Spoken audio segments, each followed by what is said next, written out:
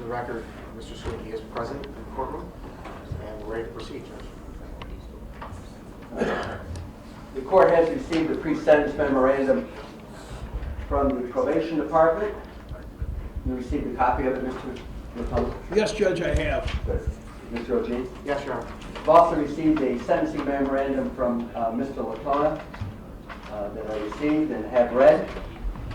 And also the people have submitted a memorandum pursuant to 390-40 subdivision 2 of the criminal procedure law. It's my understanding that the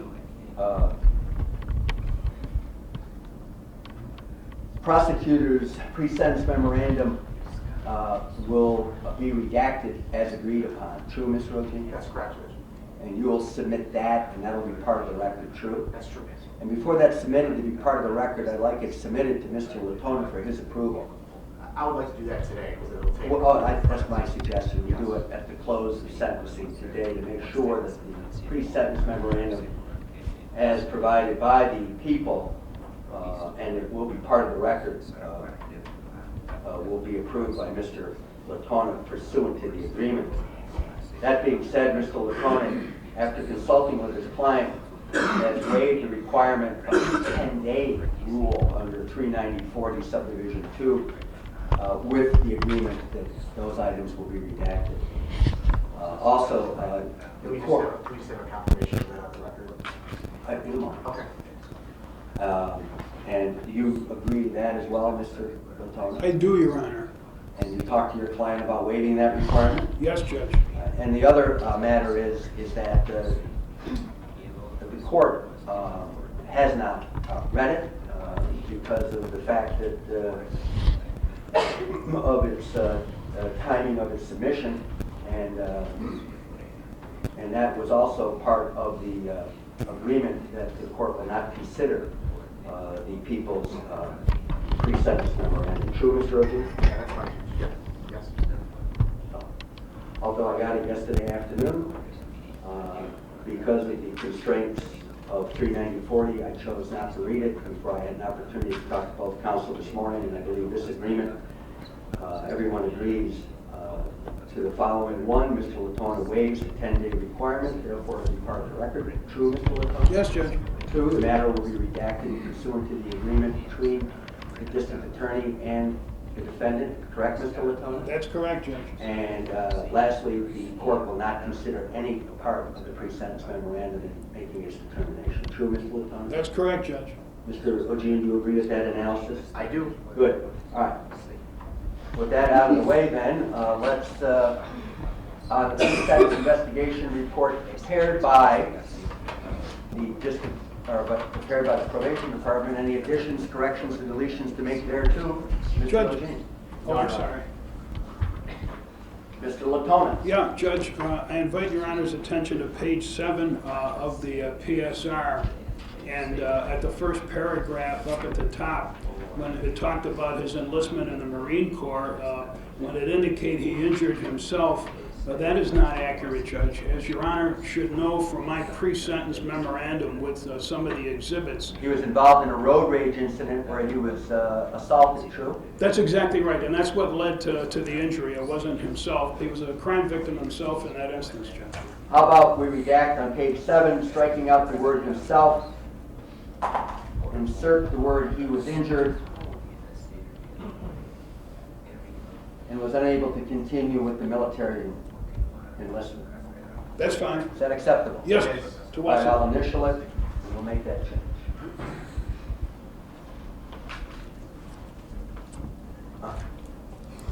Anything else, Mr. Latona? No, sir. All right. I have also considered a pre-sentencing memorandum submitted by you, Mr. Latona, which we'll get to in a moment. Mr. O'Gene, on behalf of the people, what say you regarding my sentencing decision regarding the defendant's plea of guilty to aggravated vehicular homicide as a B felony and 4 counts of assault in the 2nd degree as a D violent felony? Well, Judge, we have 2 victims that would like to speak. If you'd like to do that first, we can have them come up and speak. That would be fine.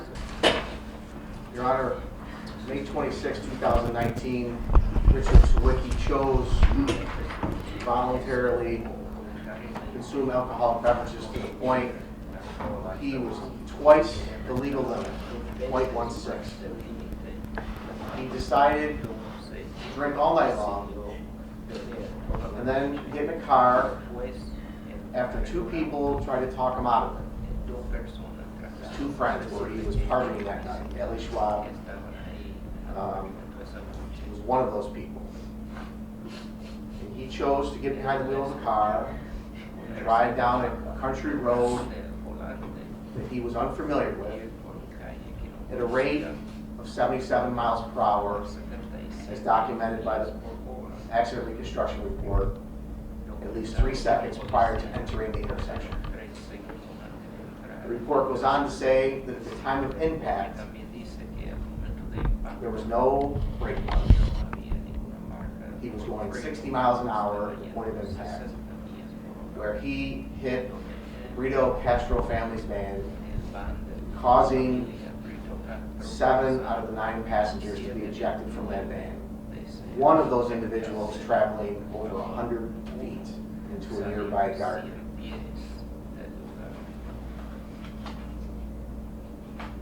The individual he was following, Ms. Schwab, turned around after she saw the accident, this incident in her rearview mirror.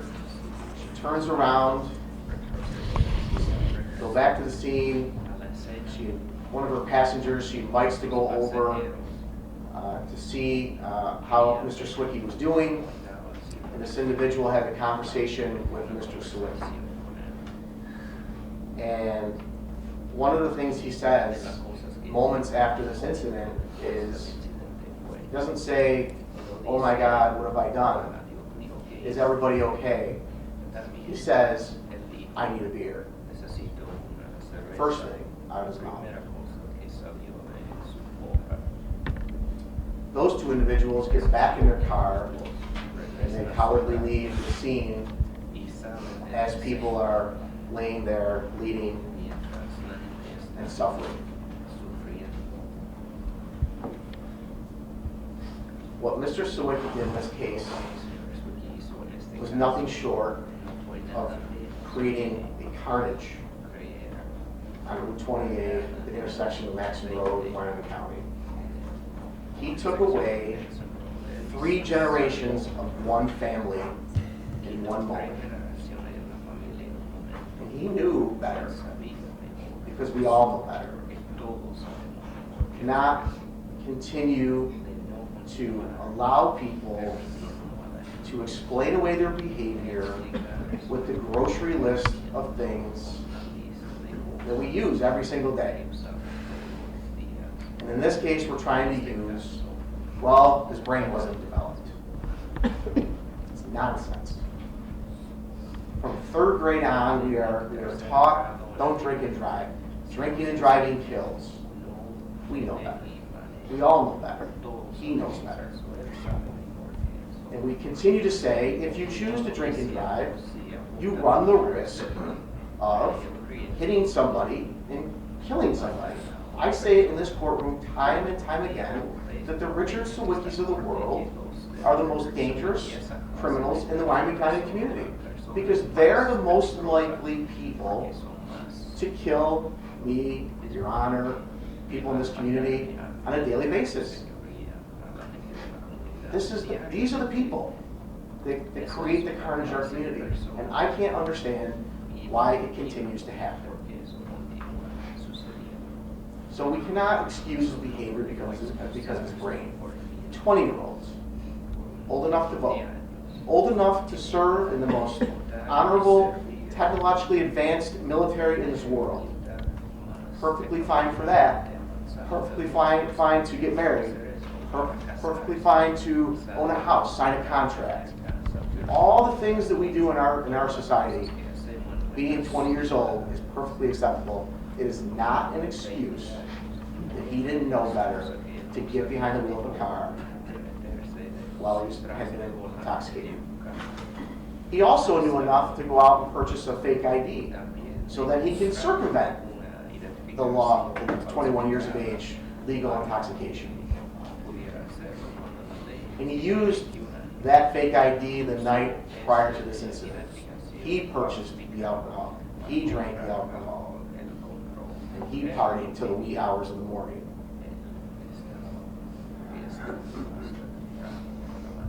I don't ever can imagine what Maria and her family are going through.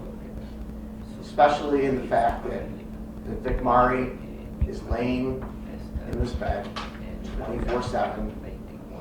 And the courage that it took and the fortitude that it took for her to get here today, because it wasn't just get in a car and come here and speak on behalf of her family.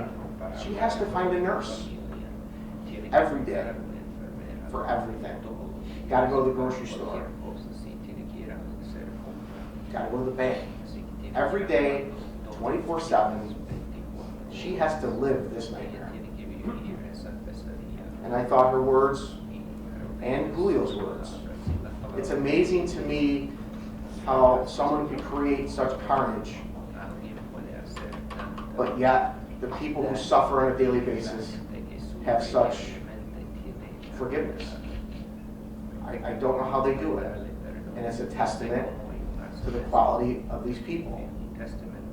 That on one day, they just want to go to Niagara Falls as a family.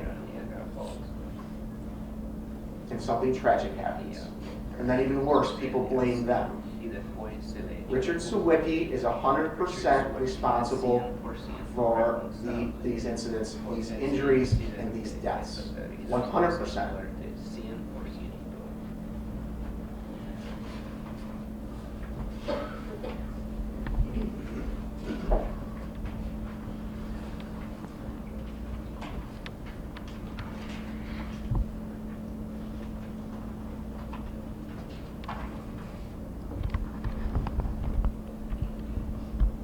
Some of the letters I read, that things like, well, he didn't mean to do it. It wasn't intentional. No one says that it is. This is not an intentional crime. Richard Sawicki did not wake up, or didn't the day before wake up and say, I'm going to kill 3 people today. Of course not. But what's worse than intentional is this is preventable. And it's highly preventable. And it's preventable each and every time. And as far as I'm concerned, when it's preventable, it's just as egregious as intentional. There are no winners in this case, and there never are. The Sawickis, the parents of Richard Sawicki, they're going to lose their son for a significant period of time. The defendant is going to lose his liberty for a significant period of time. And he is going to have to live with the carnage that he caused for the rest of his natural life. And I hope that he spends every waking moment making up for his actions after he gets out of prison. But the most important thing I think the court should consider when pronouncing sentence is the Brito Castro family has a life sentence. A life sentence of the trauma, the life sentence of having to take care of Vic Mari, and the life sentence of having to remember the last time they saw their loved ones. People would respectfully request that the defendant be sentenced, in this case, to 7 years, an indeterminate sentence of 7 years with a maximum of 21 years, followed by a 5-year probationary sentence once he's released from prison, which is required. It's either conditional discharge or 5 years probation. I think the court should fine him, which is really insignificant in this case, context. And that he be sentenced to 7-year determinate sentence on each of the assault and the second-degree charges. I believe by law, followed by 3 years of closer supervision. I believe by law those all have to run concurrent with each other, and with the aggravated vehicular homicide charge. People are seeking restitution in the amount of $21,560.68. And I can tell the court that is a number that we currently have, and it's unfortunate, but we don't have, I'm sure it's in thousands, hundreds of thousands of dollars, and it continues to grow with the care of the Mari as she lays in her bed. So with that, I thank the court's indulgence, and I have no further comment towards sentencing. Mr. Lackawanna. Your Honor, thank you. First, what I want to do is to express my condolences to the victims. I have no dispute with anything that they've brought to Your Honor's attention. Judge, I briefly want to just comment on some of the things that Mr. O'Gene had to say. I had discussed this situation with my client, who, as I understand it, lost consciousness at the scene of this particular accident, which he caused, unquestionably. I never disputed that or debated that. He has no recall and doesn't believe he said, "I need a beer." What's interesting is Mr. O'Gene opting to talk about these ladies, and they were at the party, and apparently many of the people fell asleep. As I understand her interview, both a written statement and also it was on a body cam, there was a game plan that he would follow them to a Red Apple place to get something to eat. That was the deal. Now we get back to, and again, it's not a defense for what happened to my client, but you know, there's an adage about friends don't let friends drive. Now maybe he didn't know him that well, but you know, the party was at your house, and one would think, hey, if something bad happens, and he even termed these people to be cowardly, and they had to be ferreted out by the thorough investigation by the sheriff's department. We're not talking about citizens who came forward right up front, stayed at the scene, tried to help, called in. They took off, Judge. One thing, and I think, and I can assure you, I spent a lot of time with Richard since the point in time that I chose to represent him. I am totally convinced, and I've been doing this a long time, that he is going to live the rest of his life with guilt, shame, and remorse for the rest of his days. This is never going to leave him, ever. And I'm convinced that when he as a young man is going to leave the incarceration facility, I think he's going to do all he can to be a better citizen. Prior to this, in reading a lot of the letters throughout the history of this young man's life, it's remarkable how exemplary he was, being a Boy Scout, helping people out, whether it's plowing snow, doing mechanical work. There was the statement by those 80-year-old people who said, he's always around and he's always helping us. He had an excellent work ethic with the Lackawanna Department of Public Works, towing, and he got a job with that MC Facilities. I looked at, and quite frankly, and it probably was an indication as to the thoroughness of the sheriff's department, that they were wearing body camera throughout their encountering him at ECMC. And unquestionably what that demonstrative evidence proves, in no way, shape, or manner did he attempt to obstruct the investigation, did he attempt to conceal evidence from the authorities, as was his constitutional right to do. No, on the other hand, he waived his Miranda rights, and he freely engaged with the authorities, admitting about his having that phony license and whatnot. He admitted that. He consented to modified sobriety tests.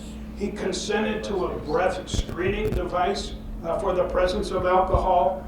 He was placed under arrest. He consented to a blood draw to determine the amount of his alcohol. In watching that video, I also saw when Father Mazur, who was the chaplain over at ECMC, and he was one of the first people to tell Richard the result of his criminal conduct.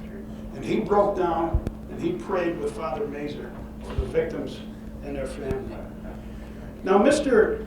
O'Gene, I mean, flat out, Judge, early development of the brain or anything else is not an excuse. Once you get to a certain age, you have responsibility for your actions, and you shouldn't be depending upon the grace of God for the consequences of your conduct. However, there have been studies, and even indicating that as the young developing brain are prone to engage in more reckless conduct. prone to use alcohol, to drive unsafely. And I'm sure we've all seen it in our respective careers, how people should act better. In no way, shape, or manner does it, it's no excuse. It is an explanation.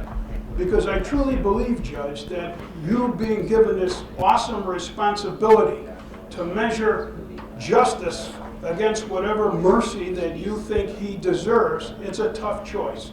And I did my job to try to bring forth a factor that I thought you should consider.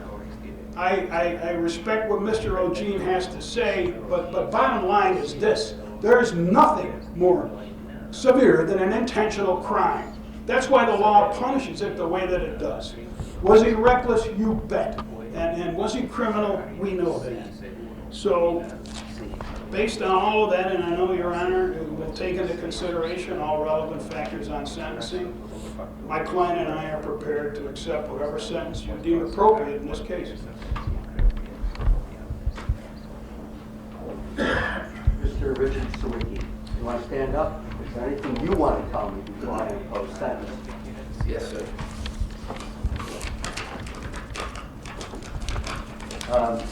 Hold on a minute. Let's have the handcuffs removed so we can...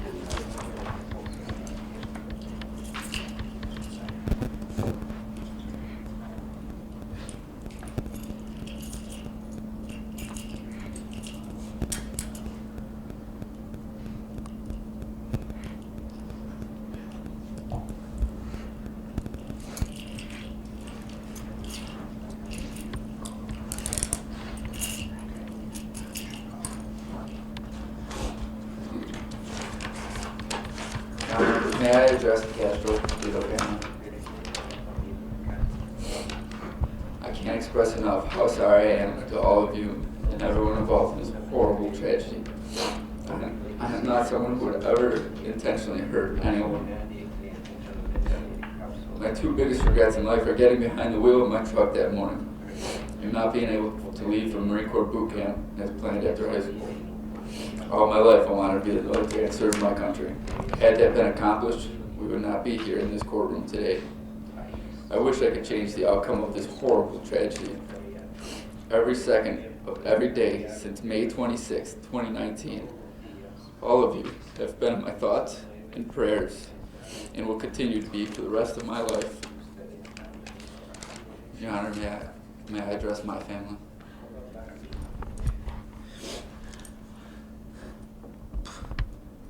I'm sorry for having to put all of you through this.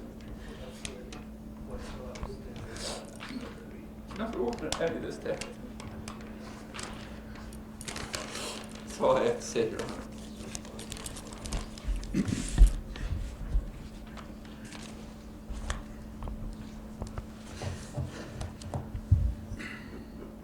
You stand convicted of aggravated vehicular homicide, a Class B felony, and 4 counts of assault in the second degree. This happened, as the Brito Castro family said, in the blink of an eye. That morning,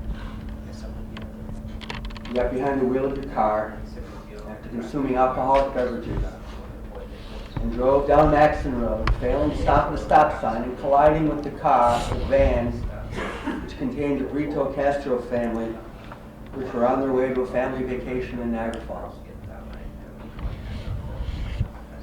That moment, that blink of an eye, families, lives, futures fell apart. The Brito Castro family lost 3 generations. I cannot imagine how to go forward with losing 3 generations of one family. And yet, Julio spoke, and the last thing he said to you was, God bless you. What a remarkable comment on this family who suffered a tragedy that is beyond expression. They lost 3 generations. Vic Marie, by all accounts, is bedridden and needs 24/7 care as a result of your behavior. the mental chaos, the mental cost will resonate with their family for generations. Every holiday, every birthday of those who've gone, every holiday will be celebrated with a pall cast upon the Brito Castro family, and yet they bless you. I can't imagine the courage this family has.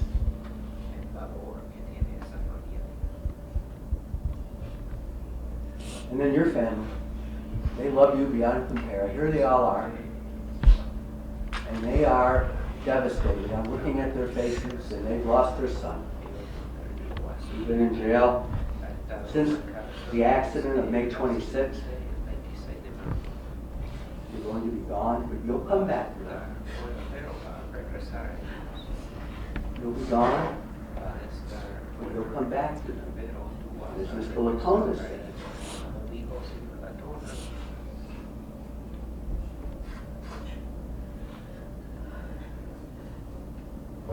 The family will be complete again. The other folks who are affected is the entire community of Wyoming County. This was something that the first responders, the volunteer firemen, the paid deputy sheriffs, the New York State troopers came upon this scene. It was indescribable. Bodies are strewn on 20A and Maxon Road. These folks have to deal with this. Every time they get a call, I imagine they say to themselves, let's hope it's not what we saw on May 26th. They probably say, I can't do this anymore. These volunteers probably say, I can't do this. I can't answer the call because of what happened that day. I can't see this anymore. What you did that day will resonate with your family, with the Brito Castro family, and with the Wyoming County family, till we stop counting time.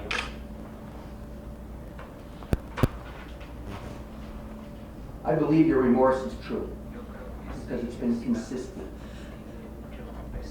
You accepted responsibility, you voluntarily gave up your blood, your statements were true, you didn't try to conceal anything, and that is to be commended. However, without contradiction, you drove a motor vehicle twice the legal limit, at many miles above the speed limit, ran a stop sign, and 3 generations of one family are wiped off this planet.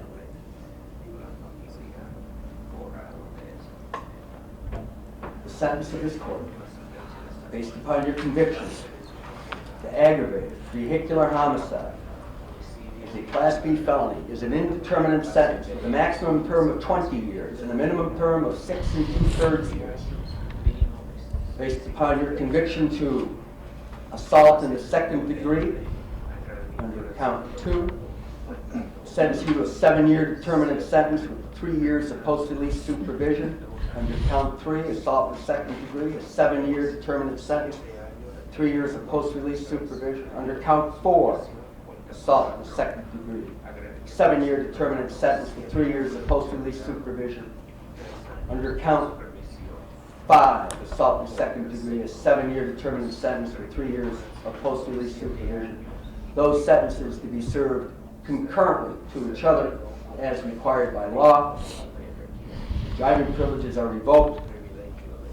I'm authorizing a 3-year conditional discharge involving the ignition interlock requirements. There was a restitution request. Is there a request for a hearing, or do you agree to the amount of restitution? My intent is that he begins to pay it within a year of his release from state prison. Judge, we agree with the figure, we do not want a hearing. And I'll order restitution in the amount of $21,560.68. Payments to begin 1 year from your release from state prison. Not going to find you. There's a surcharge of $520, $50 DNA fee.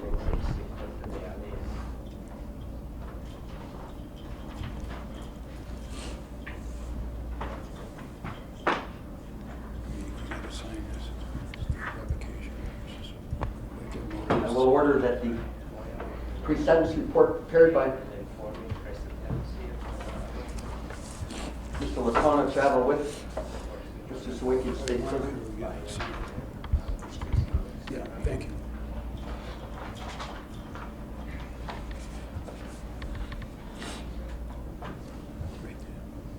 And lastly,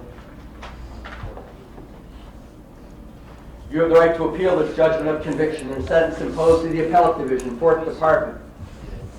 If you wish to appeal, you must file a notice of appeal within 30 days of the imposition of the sentence. The notice of appeal should specify the judgment from which you wish to appeal. Your attorney will file a notice of appeal for you if you so request. If you're financially unable to retain counsel to pay for the cost of the appeal, you may apply to this court or to the Appellate Division for an order appointing counsel expensing those costs. Mr. Ogine, is there anything further? No, sir. All right. We're all set. We're going to take a brief recess. All right.